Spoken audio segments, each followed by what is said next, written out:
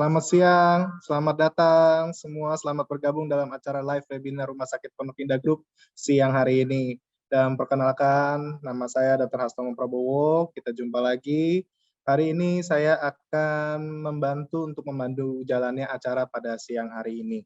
Dan ayah bunda semua, tentu saja dimanapun ayah bunda berada pada siang hari ini, kami selalu mendoakan ayah dan bunda selalu dalam keadaan yang sehat walafiat, dalam keadaan yang prima, serta dilindungi oleh Tuhan Yang Maha Kuasa.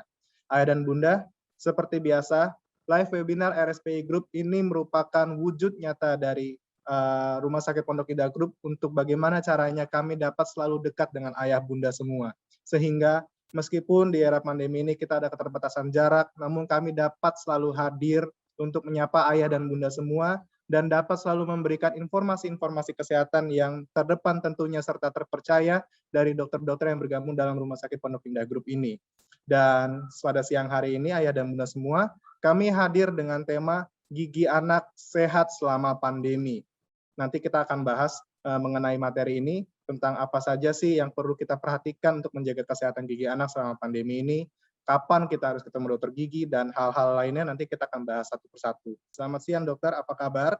Selamat siang, baik Dokter Hastomo. Selamat siang dokter, semoga dokter juga selalu sehat ya dok ya, dimanapun dokter berada saat siang hari ini ya dok. Ya.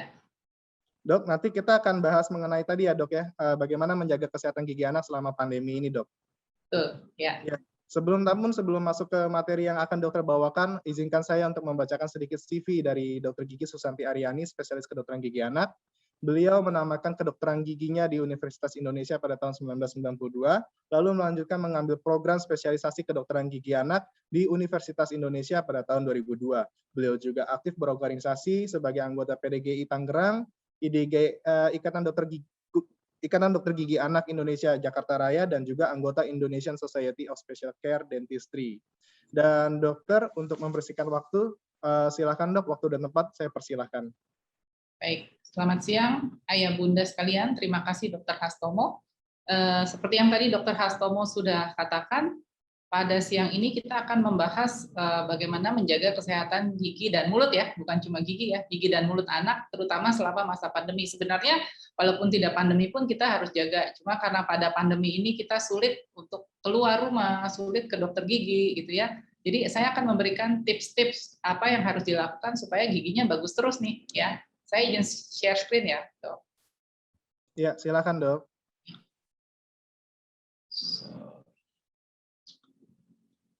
Ini kok. Nah, ya.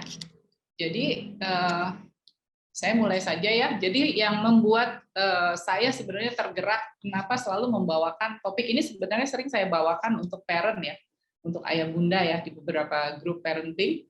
Jadi yang membuat miris adalah berdasarkan hasil Riskesdas, riset kesehatan dasar nasional yang dilakukan oleh Persatuan Dokter Gigi Indonesia untuk Kementerian Kesehatan. Pada tahun 2018 itu dilakukan sampai ke daerah-daerah di seluruh Indonesia oleh PDGI ya. Ternyata 93% anak usia dini 5-6 tahun mengalami gigi berlubang. Sedih sekali rasanya ya. Ternyata 93% loh yang giginya berlubang di usia 5-6 tahun. Kenapa sebabnya? Karena adanya pemberian susu pada saat tidur. Karena orang tuanya tidak tahu bagaimana memberikan susu yang betul ya, memberikan ASI atau susu botol yang betul. Ternyata mereka juga banyak makan makanan dan minuman yang tinggi gula. Lalu kurangnya kesadaran orang tua untuk mengajarkan anak bagaimana cara sikat gigi yang baik ya, sikat gigi yang bersih. Selalu saya tekankan sikat gigi itu harus bersih dengan tanda kutip ya, bukan sikat gigi aja. Nanti kita akan bahas di belakang. Nah, sebenarnya ini ada satu pertanyaan. Kesehatan gigi dan mulut anak itu tanggung jawab siapa sih sebetulnya? Anaknya kah? Orang tuanya kah? Pengasuh anak? Kadang dititip juga ya di kakek nenek. Tanggung jawab siapa? Saya nggak jawab sekarang ya. Nanti di akhir sesi ini kita bisa tahu jawabannya. Nah, pertama-tama apa sih sebenarnya yang disebut gigi dan mulut yang sehat? Tentunya tidak ada penyakit ya. Tidak ada penyakit, lalu giginya selalu bersih. Bersih artinya disikat gigi dengan baik. Lalu yang paling penting adalah dia dapat berfungsi dengan baik. Fungsinya apa? Nanti kita akan bahas juga. Pertama-tama saya akan menjelaskan dulu bahwa gigi itu ada bagian-bagiannya, ya, anatomi gigi. Bagian yang atas ini disebut crown atau mahkota, lalu ada leher gigi, lalu ada akar gigi. Ya, lalu bagian yang atas ini yang putih, yang kelihatan selalu kalau kita buka mulut itu disebut email. Email ini adalah bagian yang terkeras di seluruh tubuh manusia ya, lebih keras daripada tulang. Tapi dia bisa lubang. Kenapa? Nanti kita bahas ya. Lalu lapisan yang kedua adalah dentin. Yang warna coklat ini dentin. Dentin ini lebih lunak daripada email. Lalu ada rongga ya yang berisi pembuluh darah dan syaraf, ini disebut pulpa. Pulpa ini berisi pembuluh darah dan syaraf yang memberi makan gigi ini. Juga kalau ada rangsangan sakit yang terasa ini karena biasanya lubangnya mendekati pulpa. Lalu ini ada yang disebut saluran akar, ya. Akar gigi tertanam di dalam tulang. Kalau kita lihat akar gigi dan perbandingan akar gigi dan mahkota gigi itu yang kelihatan itu hanya separohnya ya. Akar gigi itu tertanam panjangnya 2 kalinya kurang lebih, ya. Oke. Nah, ini gigi manusia. Gigi manusia itu ada 2. Tuhan memberikan manusia giginya 2 kali saja. Yang disebut milk teeth atau gigi susu itu jumlahnya 20 ya, yang di sebelah kanan saya ini, yang ini ya. Itu jumlahnya 20, 10 di atas, 10 di bawah. Gigi susu ini bisa berganti ya. Gigi susu ini bisa berganti. Kenapa disebut gigi susu atau milk teeth? Karena warnanya putih seperti susu. Kalau kita lihat gigi susu dan gigi permanen pasti warnanya beda. Kadang-kadang orang tanya, "Dok, kenapa gigi anak saya yang baru tumbuh kok warnanya nggak seputih gigi susu?" Ya memang gigi dewasa itu lebih warnanya lebih kekuningan, ya.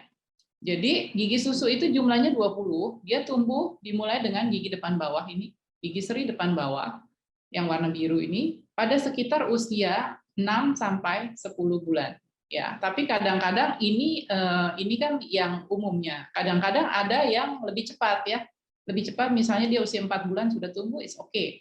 Kadang-kadang malah tumbuh waktu baru lahir, sudah ada giginya yang disebut natal teeth. Itu kadang-kadang mengganggu pada saat pemberian ASI. Ya, kadang-kadang ada yang seperti itu. Natal teeth itu bisa gigi yang sebenarnya, bisa gigi tambahan. Kalau gigi tambahan biasanya dicabut, tapi kalau gigi sebenarnya kita nggak cabut ya. Lalu diikuti gigi yang lain ya, gigi seri kedua, gigi seri atas, lalu yang hijau ini gigi seri kedua, lalu gigi taring yang kuning ya atas dan bawah, lalu yang ungu ini gigi geraham yang harus diingat gigi geraham, gigi susu, gigi gerahamnya ada 2 ya, yang ini yang ungu dan pink ya di atas dan bawah. Jadi semuanya jumlahnya adalah 20. Gigi ini semua akan berganti, tapi gantinya nggak serentak, lepas semua barengan, grup gitu, lepas enggak. Ada fasenya. Ya, kita membahas sekarang gigi dewasa. Ini gigi dewasa jumlahnya menjadi 32. Kalau kita lihat tadi, ini gigi bayi, gigi susu ini sampai sini ya, sampai gigi gerahamnya 2. Pada saat dia berganti di gigi dewasa, di sini dia nggak menjadi gigi geraham, tapi menjadi gigi geraham kecil. Ya, gigi dewasa jumlahnya 32, artinya dia ada tambahan 3 gigi geraham. 1, 2, 3. Kelihatan ya? Gigi geraham dewasa yang pertama ini tumbuhnya pada usia 6 sampai 7 tahun. Ini yang orang sering salah dikira masih gigi susu karena tidak pernah menggantikan gigi susu. Tumbuh di belakang gigi susu ini. Sedangkan gigi dewasa atau gigi permanen ini dipakai seumur hidup. Tidak ada gantinya lagi. Kapan dia mulai ganti? Mulainya balik lagi dengan gigi depan bawah pada usia 6 sampai 7 tahun.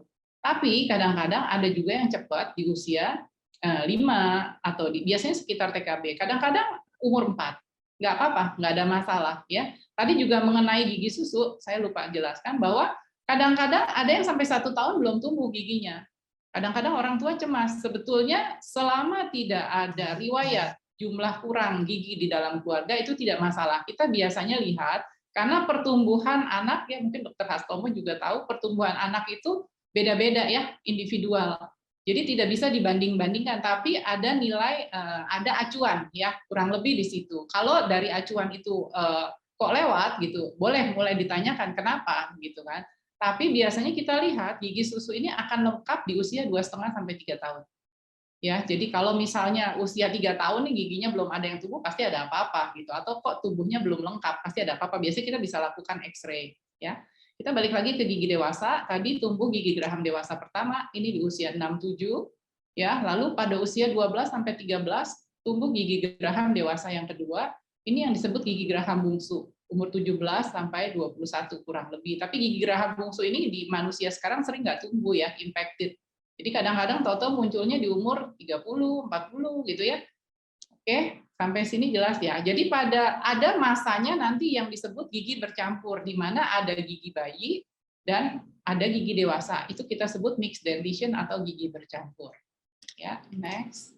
Nah, kita sekarang membahas kenapa sih gigi itu penting. Kadang-kadang orang pikir gigi itu buat apa sih gigi gitu ya. Kayaknya lebih penting kesehatan yang lain gitu daripada gigi ya, sering diabaikan. Jadi sebenarnya gigi itu penting sekali ya. Saya selalu mengatakan kalau gigi dewasa lubang itu kita cacat seumur hidup loh.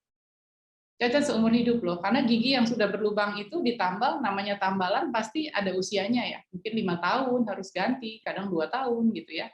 Kita balik lagi, fungsi gigi adalah pertama tentunya untuk mengunyah makanan. Ya, kalau kita nggak ada giginya, kita nggak bisa makan dengan baik. Kadang-kadang ada anak yang giginya rusaknya banyak nih, makannya di emut. Ya gimana dia mau makan dengan baik kalau giginya atas bawah nggak ketemu? Ya, terutama gigi geraham itu untuk mengunyah makanan. Jadi tiap gigi punya fungsi masing-masing. Gigi geraham untuk mengunyah makanan, gigi depan untuk menggigit, gigi taring untuk mengoyak. Ya, nah kita balik lagi ke fungsi yang kedua untuk berbicara. Yang untuk berbicara ini adalah yang berfungsi adalah gigi depan.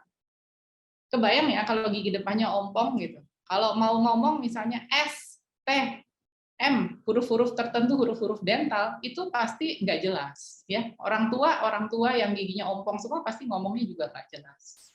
Lalu tentunya untuk kecantikan, untuk penampilan ya, kalau giginya di depan misalnya hitam-hitam atau gripis pasti jadi nggak pede ya, nggak cantik lagi.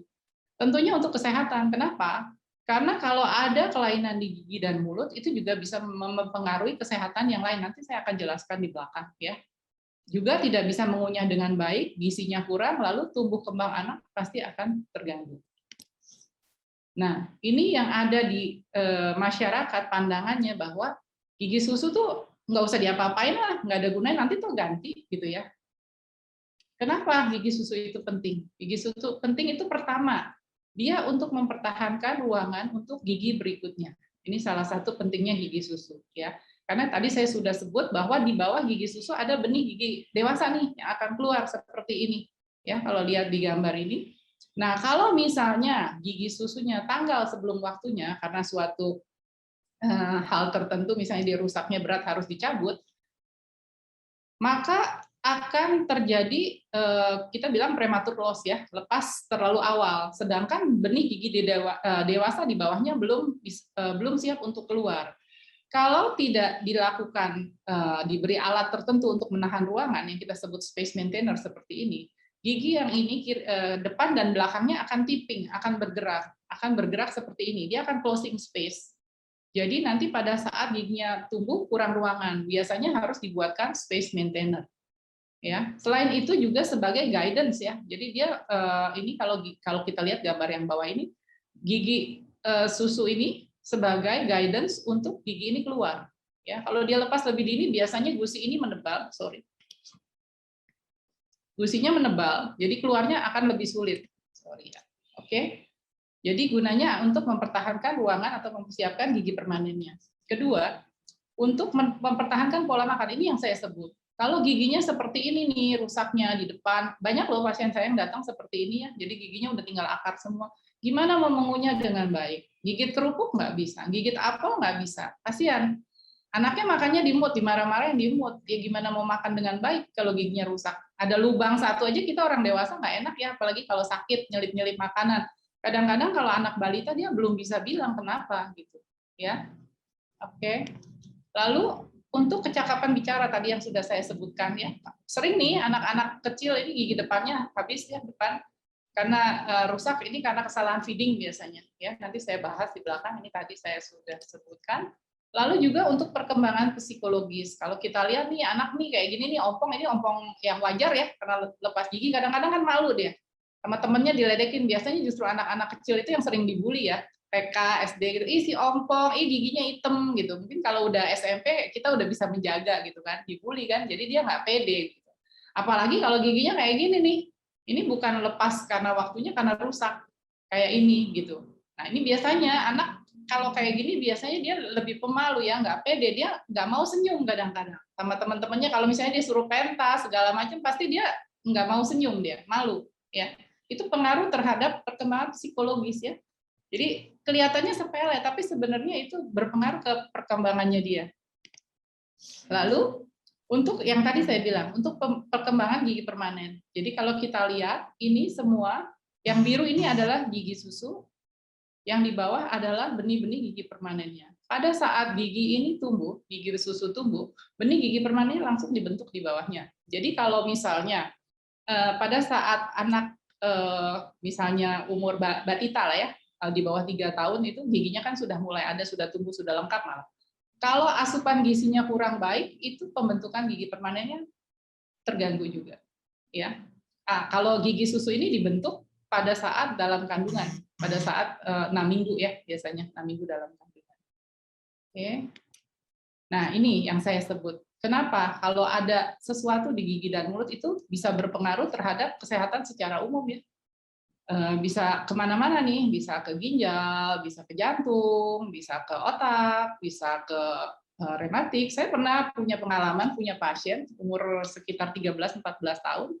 Waktu itu tiba-tiba nggak bisa jalan, kakinya sakit, ya dibawa kemana-mana, ke dokter syaraf, doa segala macam deh, nggak ketemu.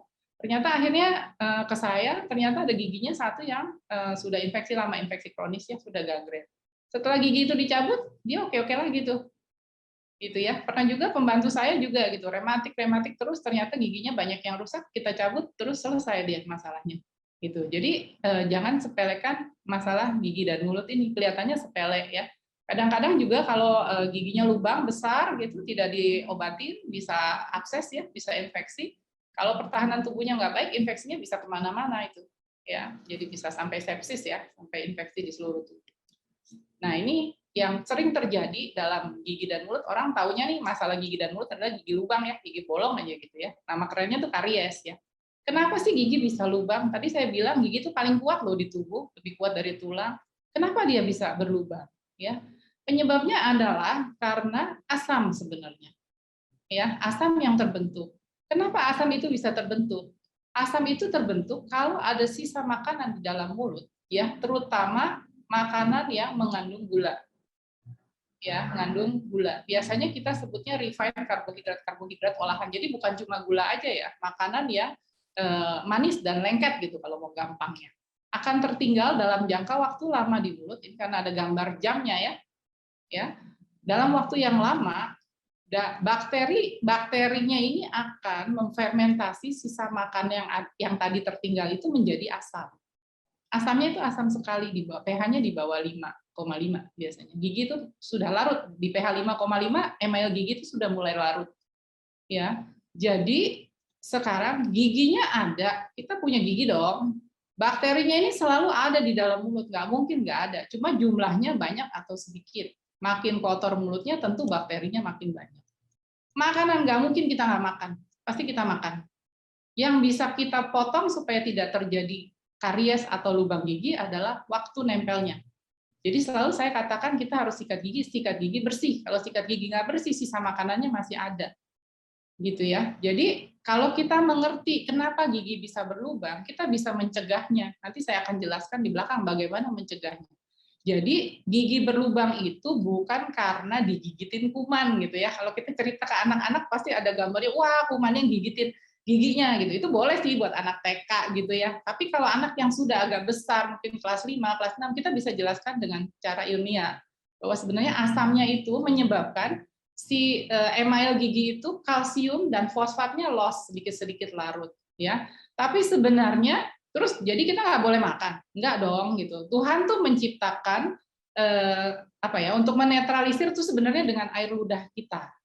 Dengan air ludah kita asamnya itu bisa dinetralisir, tapi ada batasnya waktunya berapa lama dan keasamannya berapa. Semakin asam semakin lama udah nggak balance lagi. Pada saat nggak balance lagi, kalsium dan si fosfat dari email itu akan loss. Lepas sedikit-sedikit lama-lama giginya akan getas. Makanya kenapa tiba-tiba kita gigit sesuatu nggak tahu nih ada lubang kan sebenarnya, tiba-tiba gigit sesuatu totok krek bolong gitu. Itu ceritanya gigi berlubang ya. Jadi penyebabnya adalah asam yang disebabkan oleh bakteri yang memfermentasi sisa makanan yang ada di mulut. Nah ini kalau kita lihat tahap-tahapnya, mula-mula lubangnya hanya di email, tadi kita sudah belajar anatominya, lalu lama-lama bisa kena dentin. Kalau sudah di dentin, karena dentin itu lebih lunak, akan lebih cepat jalannya. ya. Lama-lama dia akan kena ke rongga syaraf yang kita sebut pulpa.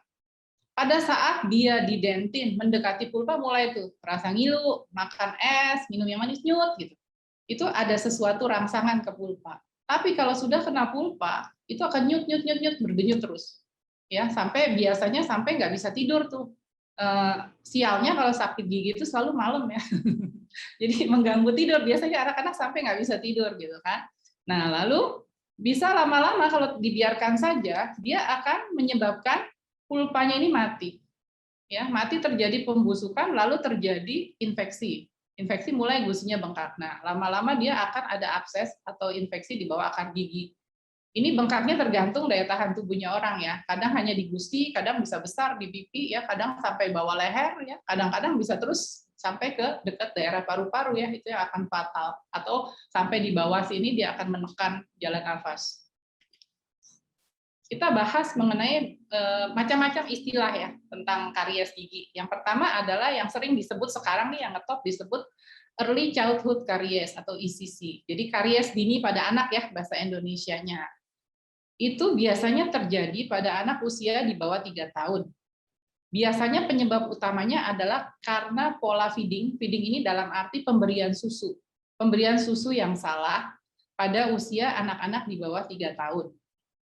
Juga diimbangi dengan kebersihan gigi dan mulut yang tidak baik. Jadi begini, kalau misalnya anak diberikan susu, entah susu formula, entah ASI, terus-menerus tanpa dibersihkan, terutama pada saat tidur malam, lama-lama itu tadi sisa susunya akan tergenang. Susu itu kan laktosa ya, bagian dari karbohidrat juga. Itu bisa menyebabkan demineralisasi email, jadi asam mulutnya. Nah, biasanya akan diawali dengan yang kita sebut white spot, seperti ini yang di atas. Nah, ini ada garis-garis putih, ini yang kita sebut early caries, karies awal. Pada saat ini bisa tidak menjadi crack atau lubang kalau pola minum susunya berubah, diimbangi dengan kebersihan mulut yang baik.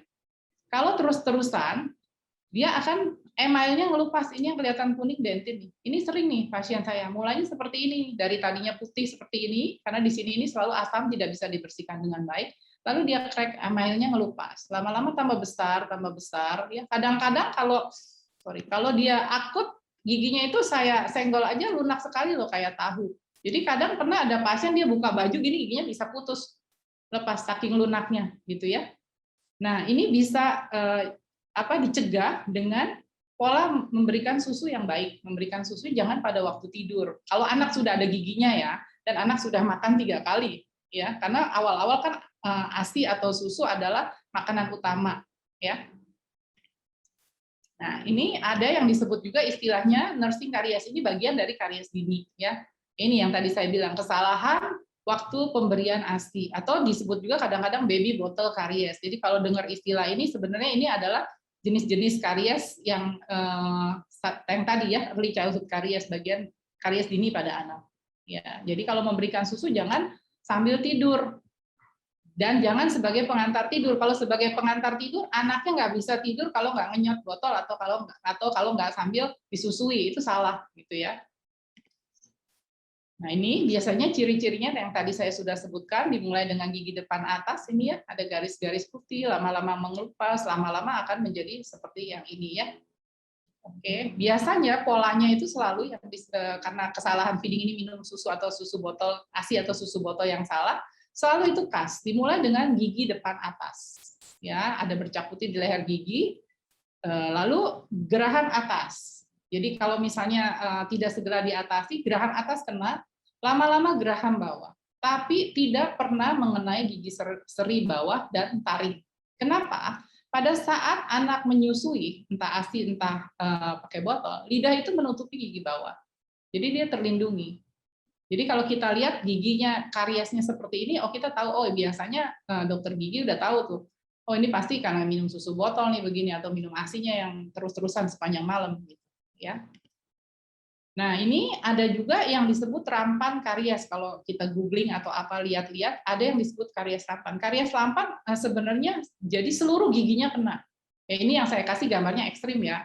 Tapi bisa juga pokoknya lubang semua gitu. Itu rampan karies, dan usianya biasanya udah 3 tahun ke atas, udah lebih panjang waktunya. karena kesalahan feeding yang salah atau anaknya makannya di mood, nggak mau sikat gigi. Banyak sekali pasien bilang, dok anak saya nggak mau sikat gigi, lo kok bisa nggak mau sikat gigi? Nanti kita bahas di belakang.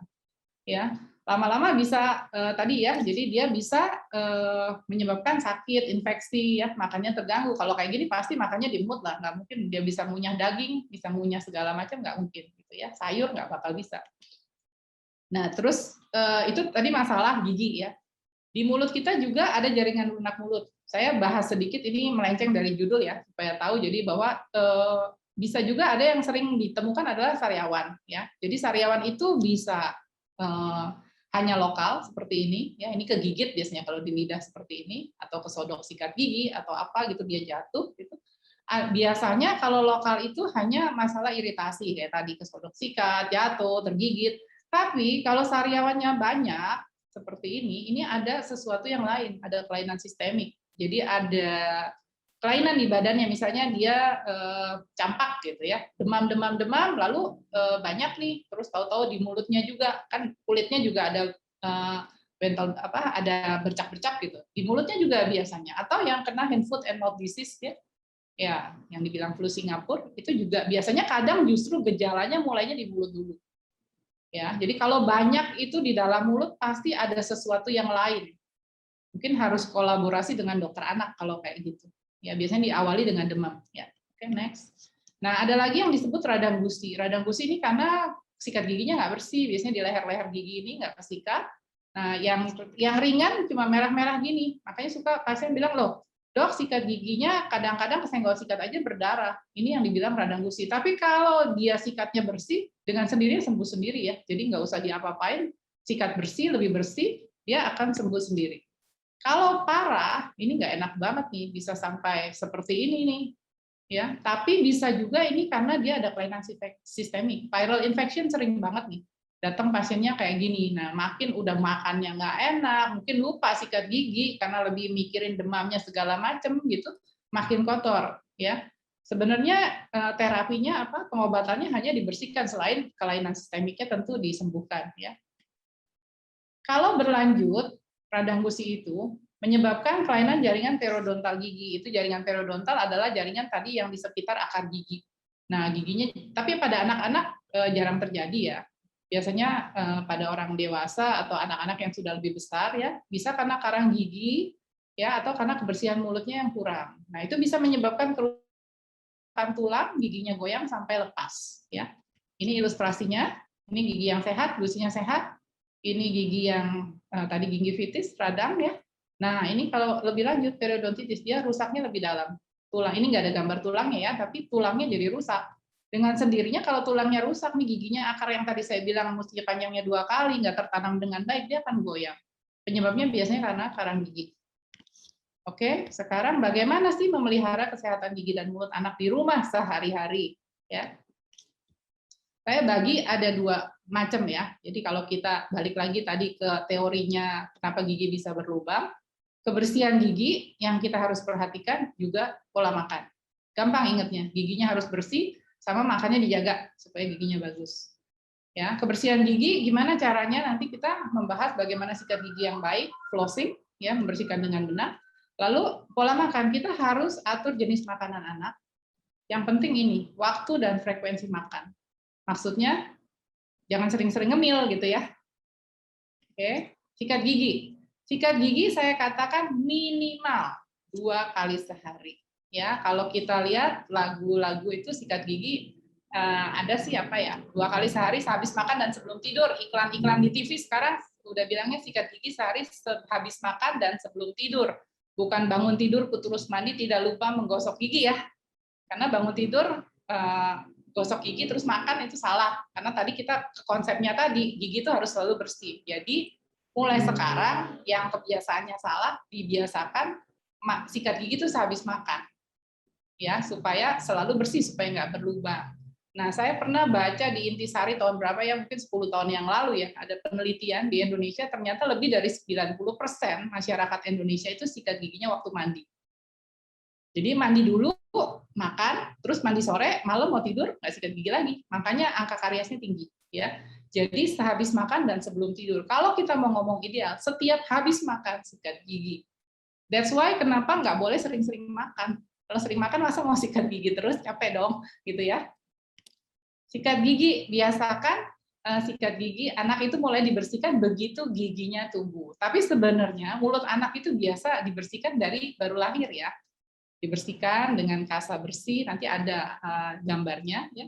Dengan air matang hangat, selalu harus air matang ya, jangan air dari dispenser karena bayi-bayi itu kan riskan ya terhadap kuman gitu ya, mesti semua steril. Jadi pakai kasa steril atau pakai alat yang sikat yang bisa masuk di jari yang bisa untuk membersihkan lidah dan daerah gusinya anak ya. Biar gimana supaya tidak ada sisa ASI atau sisa susu yang tertinggal. Dimulai pada saat gigi pertama lahir itu sudah mesti dibersihkan ya, disikat maksudnya, disikat. Kalau sebelumnya kan hanya dibersihkan mukosa mulutnya, dan harus dibantu atau disupervisi orang tua. Nggak mungkin anak umur 3 tahun sikat gigi sendiri, nggak mungkin bisa bersih. Anak umur 5 tahun bisa sikat gigi sendiri, bisa bersih nggak? Ya, nggak bisa bersih pasti. Anak itu punya kemampuan sikat gigi bersih pada usia motoriknya ya, gerakan motorik tangannya bisa sikat gigi bersih dicapai pada usia 10 tahun. Jadi anak saya mesti disikatin terus dong giginya? Enggak, dia boleh sikat sendiri, kita ulang. Ya, kita ulang supaya lebih bersih gitu ya, dibiasakan. Lalu sikat gigi itu dibuat suasananya menyenangkan, jangan sampai anak trauma sikat gigi. Mungkin dengan sambil nyanyi-nyanyi atau seperti di gambar ini sikat gigi bareng, saling menyikat gigi ya. Lalu diberi contoh orang tuanya. Kalau orang tuanya aja malas sikat gigi, gimana anak mau sikat gigi gitu kan?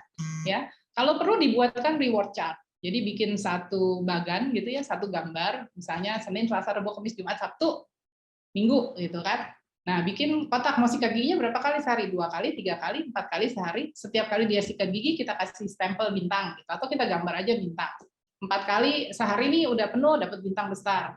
Nah, nanti di akhir minggu, big star-nya udah berapa nih penuh semua? Ya kasihlah reward, apa stiker, or apa gitu. Boleh beli es krim, atau di tos, dicium juga. Anak-anak udah seneng kok. Reward itu nggak selalu harus mainan yang besar gitu ya. Ya kita appreciate dia gitu ya. Untuk anak-anak yang kecil sih biasanya anak-anak TK itu senang tuh dengan reward chart ya. Tapi harus ada punishment-nya juga ya.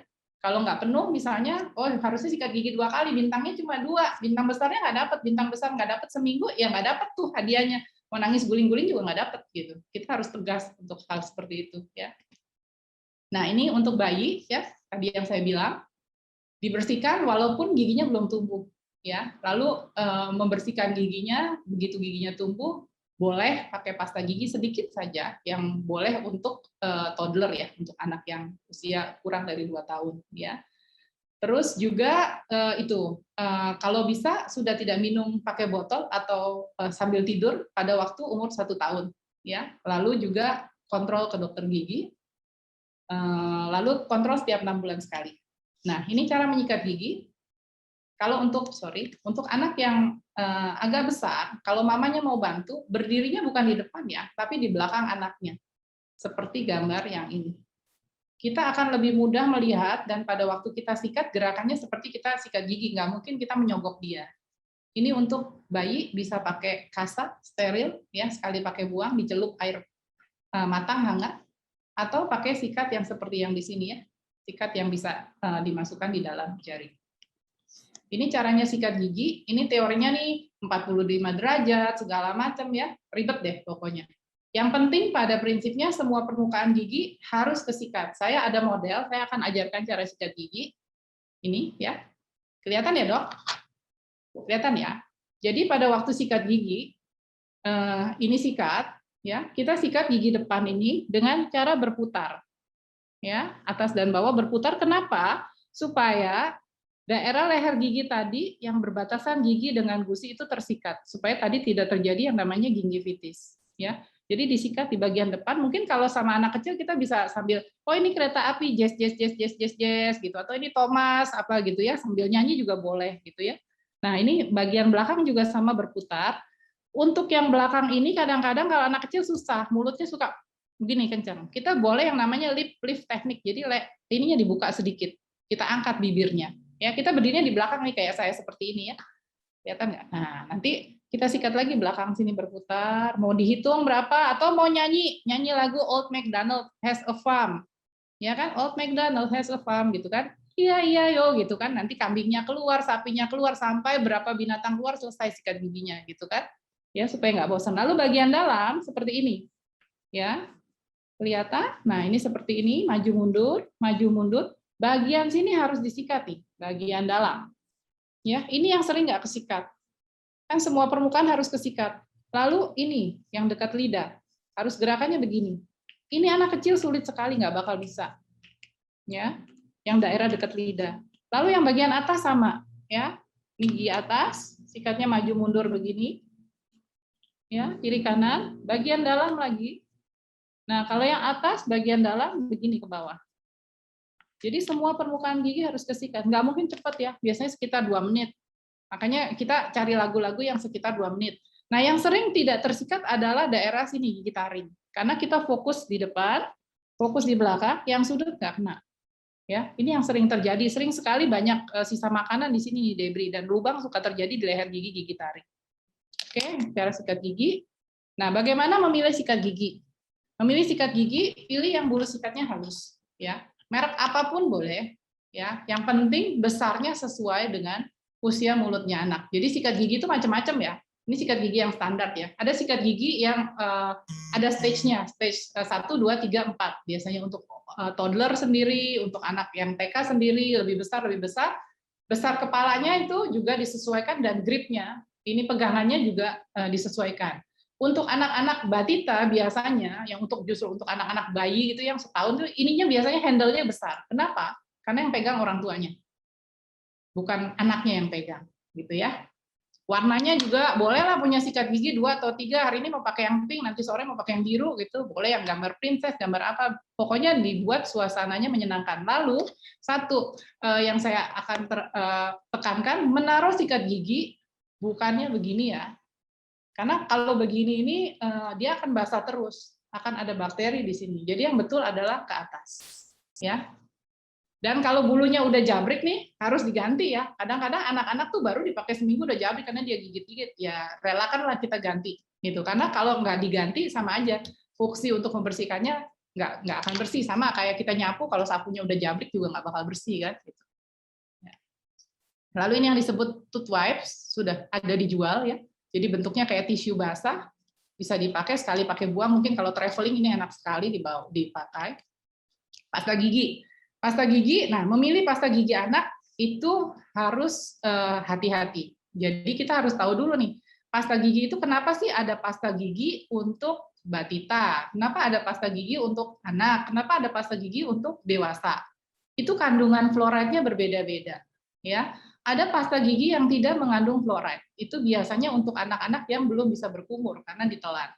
Lalu ada yang low fluoride, itu pasta gigi anak-anak. Biasanya fluoride-nya itu antara sekitar 500 ppm. Ya.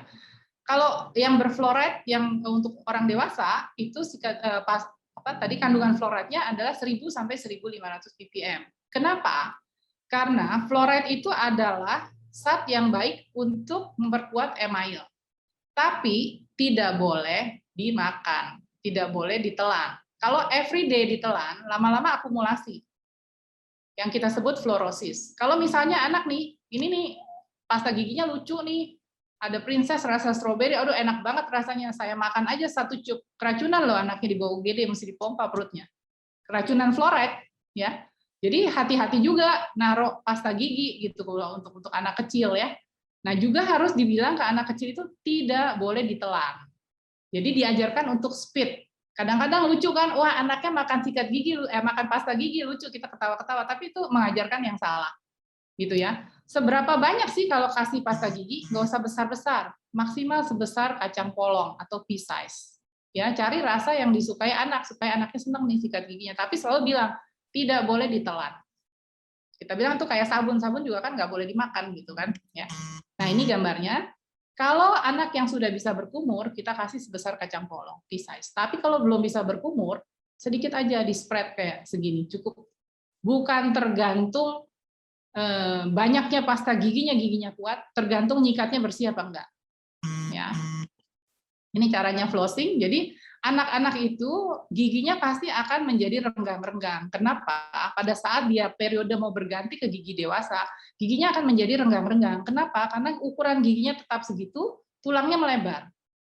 Jadi pasti ada celah-celah, ya. Itu yang kadang-kadang kita nggak perhatikan, sering nyangkut makanan, maka akan lubang di antara gigi. Nah, flossing itu begini caranya, ya. Dililit 2 benang seperti ini, lalu dimasukkan di antara gigi. Dimasukkan, boleh ditarik benangnya, boleh ditarik keluar, ya. Nah, flossing itu sebenarnya harus dilakukan sebelum sikat gigi. Kenapa? Karena tadi fungsinya pasta gigi, apalagi yang berfluorid, salah satunya kan untuk memperkuat si emel gigi. Jadi setelah bersih, dia dilapisin fluoride. Tapi kalau kita flossingnya setelah sikat gigi, fluoridnya nggak dapat di daerah itu. Ya, jadi flossing itu sebelum sikat gigi. Pola makan. Ini yang terakhir nih ya, jenis pola makan itu sangat penting. Yang kita perhatikan adalah jenis makanan pertama. Jenis makanan tentunya makanan yang sehat ya, 4 sehat 5 sempurna ya, ada sayur, ada segala macam lah kelengkapannya. Yang penting adalah batasi makanan yang kariogenik. Saya bukan bilang nggak boleh loh ya, batasi. Anak boleh makan permen? Boleh. Boleh makan coklat? Boleh. Gitu kan. Bukan nggak boleh sama sekali. Boleh, tapi kapan waktunya? Berapa banyak dia boleh? Gitu ya. Misalnya kayak anak saya boleh makan permen hanya weekend, hari Minggu. Tapi kenapa dia boleh makan permen cuma hari Minggu? Dijelaskan gitu loh. Anak sekarang kan pinter nih, banyak buku-buku edukasi atau film-film edukasi. Kenapa nggak boleh banyak makan permen? Jadi anak saya dulu pertama kali saya nggak kenalin permen, dia balet ikut baby class gitu, kelas umur 3 tahun. Rewardnya dari gurunya permen. Waduh celaka gitu kan. Dikasih permen, semua anak buka. Anak saya bilang, "Ups, kamu nggak boleh buka, Katia." Gitu. Nangislah dia. Nanti mama cerita di rumah. Saya kebetulan punya buku cerita banyak ya, edukasi kedokteran gigi. Ada buaya sakit gigi kebanyakan makan permen. Jadi saya ceritain. Oh dia ngerti, ternyata bisa bikin giginya rusak. Terus ada lagi monyet ekstrim banget ya ceritanya, dia makan permen nyolong-nyolong terus pipinya bengkak gitu. Jadi dia tahu nggak boleh. Jadi kita kasih tahu sesuai usianya ya, karena dia masih 3 tahun. Terus saya bilang kamu boleh makan, cuma hari Minggu sekali aja supaya nggak rusak giginya. Habis itu kamu sikat gigi. Saya kasih 1 kotak buat dia. Kamu boleh taruh di situ permen kamu. Hari Minggu kamu boleh pesta permen. Kamu makan semuanya, habis itu sikat gigi selesai. Sampai sekarang loh, dia udah SMA kelas 2. Makan permennya tetap hari Minggu. Dan nggak gitu suka permen. Ya, makan coklat boleh. Misalnya kita kasih ya seperti itu. Asal habis itu dibersihkan. Misalnya dia mau makan roti coklat, donat, yang paling kalau ada ya penelitian yang mengatakan yang paling lengket gitu ya, makanan itu kariogenik yang paling lengket itu justru biskuit yang ada krimnya, krim sandwich biskuit. Chips, kayak potato chips, itu kalau dikunyah itu akan lengket sekali dan nempel di gigi, apalagi di gigi geraham. Kita kasih nih, saya nggak mau sebut merek ya, biskuit yang warnanya hitam, dalamnya ada krimnya. Suruh kunyah, suruh minum, masih tuh item-itemnya nempel. Ya, kalau orang dewasa mungkin risih ya, dicongkel-congkel pakai lidah, tapi anak-anak enggak. Gitu. Saya pernah periksa di TK, mereka udah istirahat mungkin 1-2 jam yang lalu, saya periksa giginya masih banyak sekali makanannya di mulut. Ya. Lalu juga hindari minuman yang manis dan asam. Bukan berarti nggak boleh, boleh. Habis itu bilas air putih atau dikasih di waktu yang tepat, misalnya sebagai snack sore. Ya, tadi juga makanan yang kariogenik ini, misalnya dia mau makan biskuit lah, yang tadi gitu, bukan nggak boleh nanti anaknya kuper. Tapi jangan sering-sering. Misalnya snack sore, pas mandi sikat gigi kan nempelnya cuma sebentar. Ya, balik lagi yang kita batasi adalah waktu makanan nempel di gigi. Lalu selalu biasakan minum air putih. Di mana-mana bawa air putih. Ya, bawa air putih. Jadi Bapak Ibu juga nanti misalnya duduk nih di mana coffee shop atau apa, ngopi nih kan lagi ngetop nih ngopi, semua ngopi. Habis itu udah deh, atau makan di restoran, minum jus, minum teh manis gitu. Harus dibilas, ya, paling nggak dibilas supaya tidak terjadi asam di mulut. Ini jenis makanan kariogenik, semua enak-enak ya.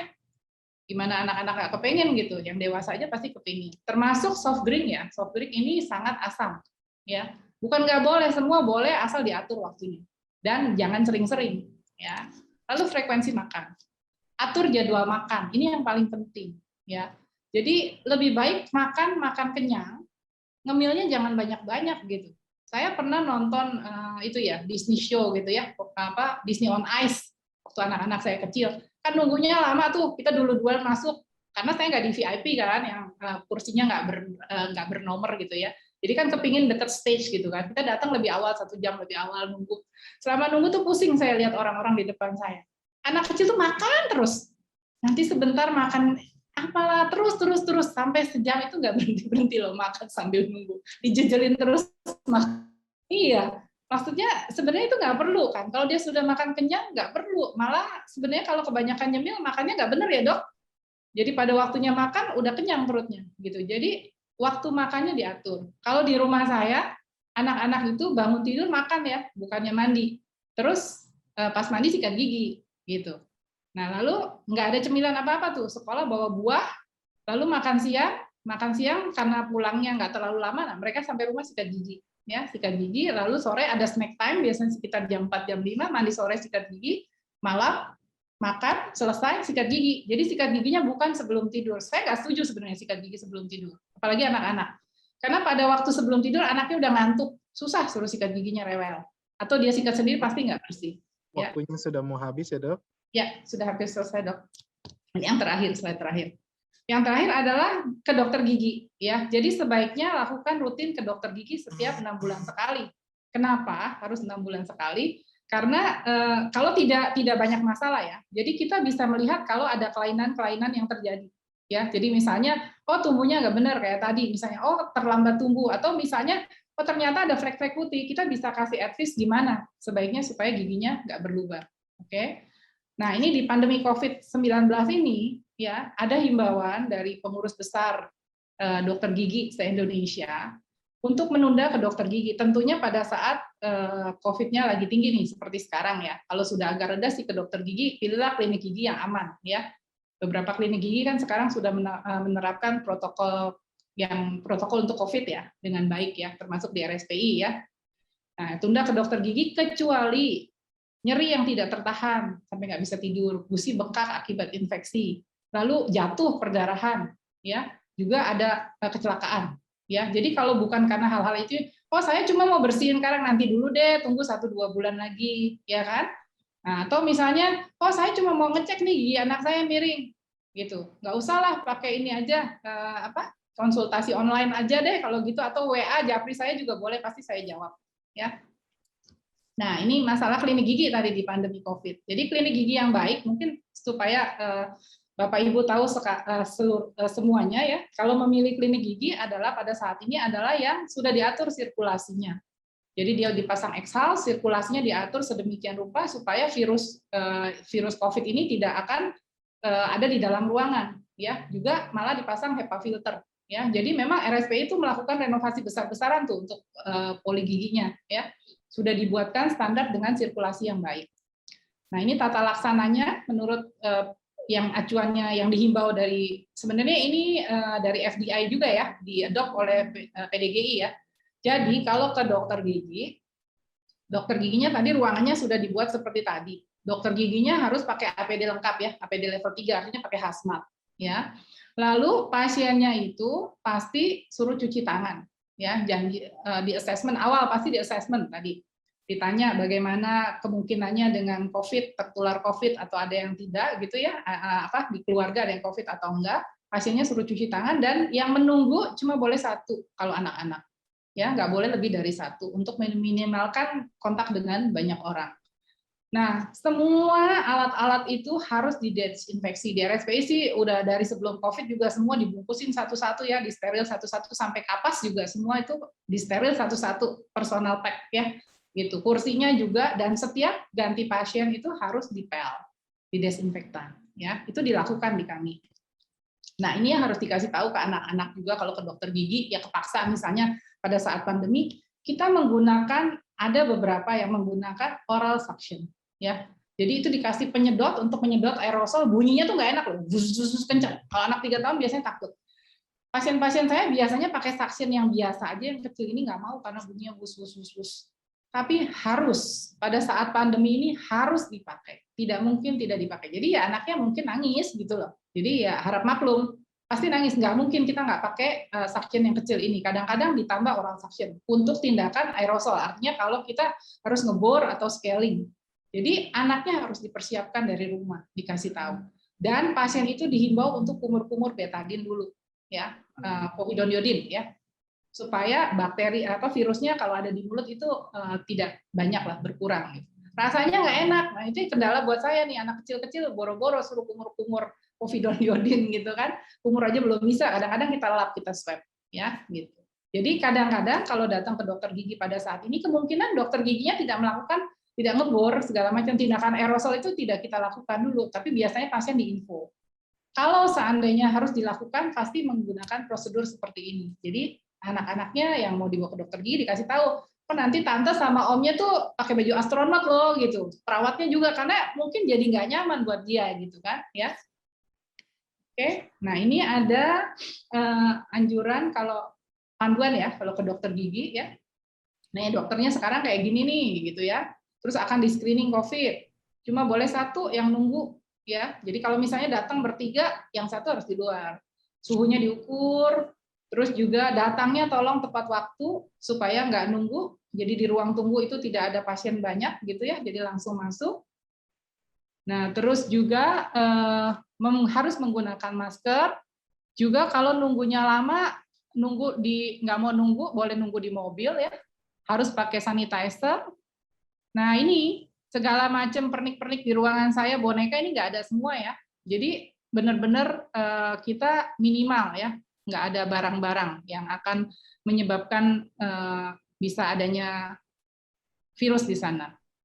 Ya, lalu kalau misalnya ada keluarga yang terpapar COVID, sebaiknya di reschedule walaupun anaknya atau yang nganter tidak terpapar COVID. Nah ini kalau anak-anak happy smile, happy children, healthy teeth, healthy children. Sekian dari saya kembalikan ke Dr. Hasto. Terima kasih Dr. Gigi Susanti, sangat luar biasa menarik ya dok, banyak insight-insight baru yang kita dapatkan nih. Ayah dan bunda bisa langsung bertanya ya di kolom Q&A atau di chat tadi. Namun ayah dan bunda sebelum kita ke sesi Q&A tadi sebagai informasi, Dr. Susanti ini berpraktik di Dental Specialist Clinic lantai B1, North Wing, Rumah Sakit Pondok Indah, Pondok Indah. Jadi jangan ragu bila ayah dan bunda ingin langsung berkonsultasi dengan beliau, tidak perlu cemas apalagi takut untuk berkunjung ke rumah sakit, karena tadi yang sudah dijelaskan oleh Dr. Susanti, kami selalu berkomitmen menerapkan protokol kesehatan yang ketat, bagaimanapun caranya supaya Anda dapat tetap sehat tanpa rasa cemas. Rumah Sakit Pondok Indah Group ini juga memiliki prosedur kesehatan, protokol kesehatan yang baik untuk semua pasien dan pengunjung. Protokol kesehatan yang cukup ketat juga, seperti wajib penggunaan masker di semua area Rumah Sakit Pondok Indah Group, screening pasien dan pengunjung dok, kemudian penggunaan APD yang sesuai standar atau alat perlindungan diri, hand hygiene untuk kebersihan tangan, desinfeksi rutin dengan bahan-bahan berstandar internasional, prosedur physical distancing, membatasi antrian dengan sistem appointment. Lalu untuk mengurangi kerumunan juga disediakan area-area tertentu yang khusus di rumah sakit. Protokol kesehatan ini semua dapat ayah dan bunda saksikan sendiri langsung di YouTube kami. Bisa saksikan perbincangan antara Ferdi Hasan dan Profesor Amin Subandrio PhD tentang bagaimana amankah ke rumah sakit di masa pandemi ini. Dan Dr. Susanti, tadi saya sudah mencatat beberapa poin penting dari pemaparan materi Dr. Susanti.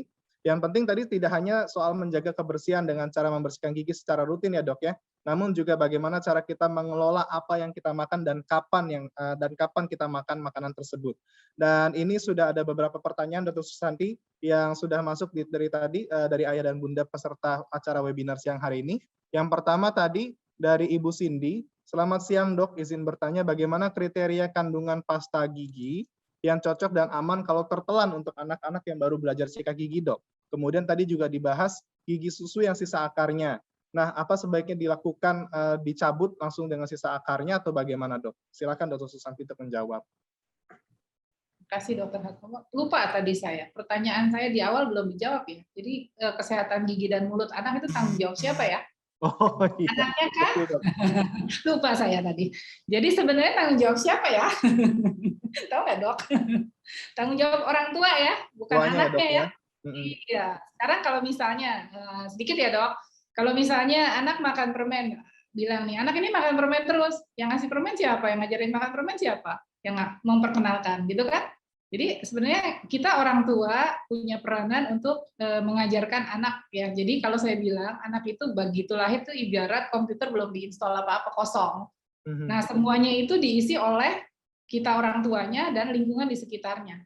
Tapi supaya tidak terpengaruh dengan lingkungan sekitarnya, kita harus protect ya. Tadi misalnya yang anak saya makan permen itu, kita kasih tahu kan kenapa nggak boleh, ya kita jaga gitu. Jadi misalnya eyangnya nih ngasih, omanya ngasih permen, ya diterima dong. Masa nggak boleh, kata mama saya nggak boleh makan permen, nanti kesinggung gitu kan. Apalagi yang ngasih mertua nih gitu kan, ya diambil tapi taruh di kotak gitu ya. Jadi tanggung jawab adalah tanggung jawab orang tua ya, bukan tanggung jawab pengasuh anaknya, bukan tanggung jawab eyangnya, itu tanggung jawab kita. Dan gigi adalah aset kita seumur hidup loh. Jadi kalau gigi kita utuh sampai tua, gigi kita itu bisa utuh sampai kita meninggal. Jadi kita meninggal itu nggak akan ompong giginya. Bisa umur 80, 90, kalau umur panjang bisa makan steak, bisa makan kacang gitu ya, alangkah enaknya. Dan ke dokter gigi itu mahal ya dok. Kalau giginya nggak lubang, datang cuma kontrol kan, oke lah, duitnya bisa buat jalan-jalan. Oke, saya jawab pertanyaannya ya. Ini dari Ibu Cindy ya. Iya. Kandungan pasta gigi yang cocok dan aman kalau tertelan. Jadi kalau anak-anak yang belum bisa kumur tertelan, dianjurkan pakai pasta gigi yang kalau giginya baik ya, artinya tidak ada masalah gitu. Dianjurkan yang tidak pakai yang tidak berfluoride. Jadi aman tertelan.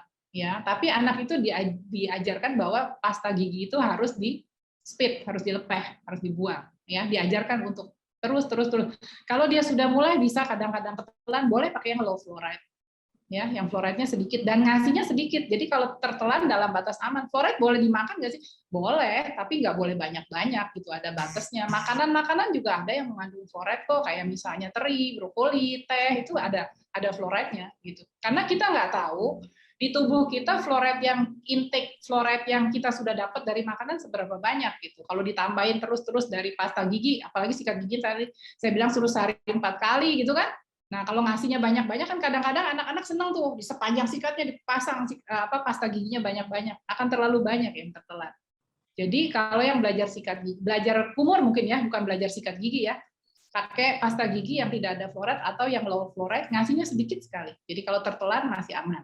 Nah, terus yang kedua, gigi susu yang sisa akar. Nah, kalau sisa akar sudah tidak bisa ditambah lagi, kalau kita ngomong ideal ya dicabut. Cuma bisa nggak dilakukan pencabutan di anak yang sangat kecil, kecuali di dalam kamar operasi, supaya dia nggak trauma, apalagi kalau banyak. Gitu ya. Dan setelah dicabut, harus diberikan space maintainer ya, tadi supaya gigi-gigi permanennya bisa keluar. Tumbuh ya, ya, dok, punya ruangan. Gitu ya. Nah, jadi kalau kita ngomong ideal, dicabut. Gitu. Tapi kadang-kadang kita kalau masih bisa kita pertahankan, ya kita pertahankan, paling nggak dia bisa menjadi guidance untuk gigi barunya. Dipertahankan dalam arti gigi itu sisanya dirawat ya, bukan dibiarkan begitu saja supaya tidak infeksi. Oke dok. Karena tadi ya ketika terjadi infeksi tadi kan bisa kemana-mana ya dok ya, ternyata ya dok, kesehatan gigi dan anak ya dok. Pertanyaan berikutnya dok, dari Ibu Inayah Agustin, ini anak saya gigi seri depan udah goyang banget, apa sebaiknya nunggu copot sendiri atau ke dokter gigi ya? Atau ditarik pakai benang, kan ya dulu kayak gitu ya dok ya. Kapan saat yang tepat untuk dibawa ke dokter gigi? Anaknya 6 tahun dan baru 1 kali ke dokter gigi anak. Kemudian kalau lagi pandemi nih dok, ada SOP khusus nggak sih? Apa butuh hasil swab atau gimana sebelum kita berkunjung ke dokter gigi? Kalau ada tindakan misalnya tambah gigi yang bolong, itu bisa ditemenin sama orang tua atau tidak? Silakan dokter. Oke. Ini kalau gigi Ibu Inayah, kalau giginya sudah goyang banget, ditunggu aja nanti pasti lepas sendiri. Jadi sebenarnya gini, masalah gigi goyang. Gigi goyang itu tidak harus selama tidak mengganggu pertumbuhan gigi berikutnya atau mengganggu anaknya. Jadi Tuhan sudah menciptakan sebenarnya gigi itu bisa lepas sendiri kok gitu. Kenapa dia bisa lepas? Karena kalau lihat gambar tadi, gigi dewasanya kan ada di bawahnya. Pada saat gigi dewasa ini kalau misalnya ini gigi dewasa, ini deh, misalnya ini gigi dewasa ya, ini sikat gigi ini gigi dewasa. Gigi bayinya gigi bayi, gigi dewasanya di sini. Pada saat dia naik ke atas, akar ini dikikis terus dikikis. Pada saat akarnya dengan sendirinya akarnya berkurang, dia akan goyang. Goyangnya itu ada derajat 1, 2, 3, 4. Pada saat derajat 4 dia akan lepas sendiri karena dia udah benar-benar udah di sini nih, udah nggak ada akarnya. Nanti dia gigit sesuatu atau anaknya mainin pakai lidah, lepas. Gitu. Jadi sebenarnya kalau goyang banget itu nggak harus dicopot. Kita juga nggak usah copot, nggak apa-apa gitu. Nanti lepas sendiri. Gitu ya. Jadi nggak usah ke dokter gigi, apalagi lagi pandemi begini. Gitu. Kecuali misalnya gigi barunya sudah tumbuh di belakangnya, ini belum lepas. Nah, itu harus dicabut supaya gigi yang ini tumbuh di tempatnya. Begitu. Atau anaknya ribut nih jadi nggak bisa makan, mengganggu. Nah, itu harus dicabut gitu ya. Lalu SOP khusus nggak? Yang tadi saya sudah sebutkan. Jadi kita ke dokter gigi itu kalau memang urgent pada saat seperti ini gitu. Kalau hal-hal yang tidak urgent sebaiknya ditunda dulu. Ini kan COVID-nya lagi tinggi banget ya. Mungkin nanti DKI ini kan udah mulai turun ya. Kalau udah mulai turun, bolehlah datang kalau memang perlu. SOP-nya yang tadi saya sebutkan, pilihlah klinik yang melakukan protokol COVID dengan baik. Lalu pasti ada prosedural yang harus dilakukan ya. Tadi tentu ada screening untuk COVID. Lalu anaknya juga harus di-prepare bahwa dokter giginya udah nggak semanis-manis dulu, perawatnya juga semua pakai hazmat gitu, kayak astronot semua ya. Lalu juga ada harus pakai penyedot itu tadi penyedot suction ya, suction atau penyedot aerosol yang bunyi-bunyi gitu ya. Nah, itu harus dipersiapkan. Juga yang menemani hanya boleh orang tuanya, kalau anak-anak boleh menemani satu. Kalau orang dewasa nggak boleh ditemenin sama sekali ya di luar gitu. Dan juga menunggunya kalau bisa tepat waktu datang jadi langsung masuk. Jadi nggak ada kontak dengan orang lain atau mau tunggu di mobil, waktunya itu biasanya susternya akan panggil. Dan satu pesan saya nih, Dok, saya sering nemu pasien itu di ruang makan ini lagi COVID gini, di ruang tunggu anak kecil pada makan nih, Dok. Jangan buka masker, iya, jangan buka masker, jangan minum, siapkan dari rumah gitu ya. Itu ya, Dok. Ya, Dok. Ya. Ya, penting tadi ya, Dok ya, pilih tempat atau poli giginya ya, melaksanakan protokol kesehatan dengan baik ya, Dok ya, supaya kita semua tetap sehat tanpa rasa cemas. Contohnya ya di Rumah Sakit Pondok Indah ya, Dok ya.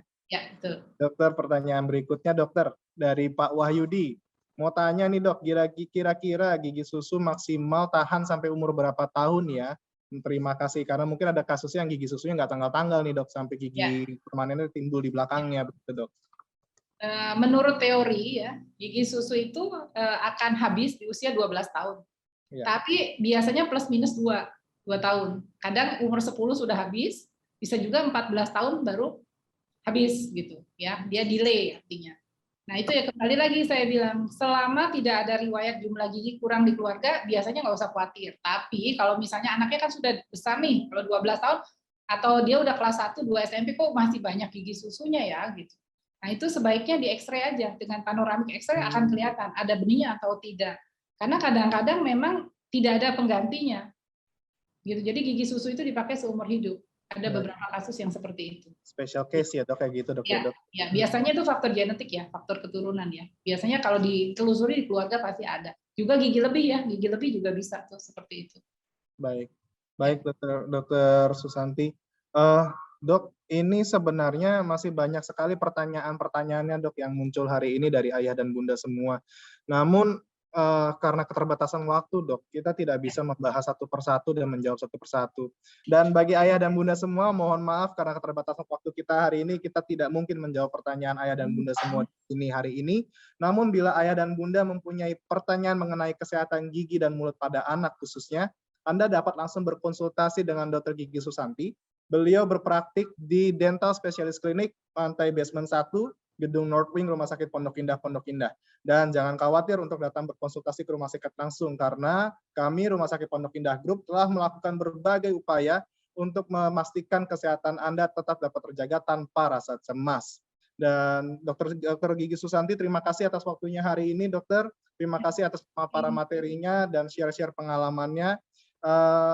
Semoga apa yang kita bawakan hari ini ya, Dok, bisa berguna bagi ayah dan bunda semua, terutama ya, Dok, di masa pandemi ini ya. Tentu banyak sekali kebingungan dan keresahan ayah bunda di luar sana tentang bagaimana sih cara menjaga kesehatan gigi dan mulut anak terutama pada era pandemi ini, Dok. Akhir kata, saya Dr. Hastomo Prabowo beserta narasumber kami, Dr. Gigi Susanti Aryani, mengucapkan terima kasih atas kehadiran ayah dan bunda semua pada acara webinar siang hari ini.